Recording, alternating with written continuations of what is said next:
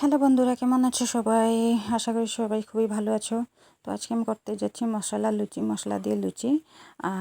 তার জন্য আমি কী করেছি, আলু প্রথমে বয়েল করে নিয়েছি, আর তারপরে টমেটোকে অল্প পুড়িয়ে, গ্যাসের মধ্যে পুড়িয়ে, তারপরে টমেটোর মরিচগুলোকে গ্রেট করে, তারপরে আলু সিদ্ধ করা ছিল যে ওটাকে মেখে ওখানে হলদি, মরিচ গুঁড়ো, তারপরে অল্প নুন দিয়ে আর অল্প ম্যাজিক মশলা দিয়ে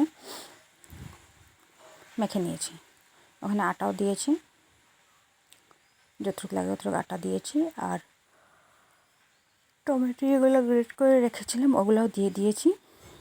দিয়ে সুন্দর করে মেখে লুচির মতন করে নেব। এটা খেতে খুবই ভালো লাগে। এটাতে তরকারি না হলেও চলে, সেই জন্য আমি আজকে তরকারি বানাইনি, তার জন্য টমেটো চাটনি করেছি। আর সামান্য অল্প রিফাইনও দিয়ে দিতে লাগে, রিফাইনটা দিলে সফট হয়।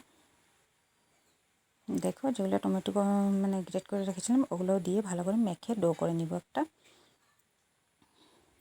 যেরকম আর কি আমরা আটা মাখি ওরকমই মাখবো, রুটির জন্য যেরকম আটা মাখি ওরকম মেখে দেখো হয়ে গেছে। ছোট ছোট গোল গোল করে রেখে নেব, তারপরে ওটাকে আমি ছোট ছোট লুচির মতন বেলে নেব। দেখো বেলা হয়ে গেছে। তারপরে কড়াই বসিয়ে, কড়াই গরম হওয়ার পর ওখানে রিফাইন দিয়ে, রিফাইনটা গরম হওয়ার পর একটা একটা করে আমি লুচিগুলোকে ভেজে নেব।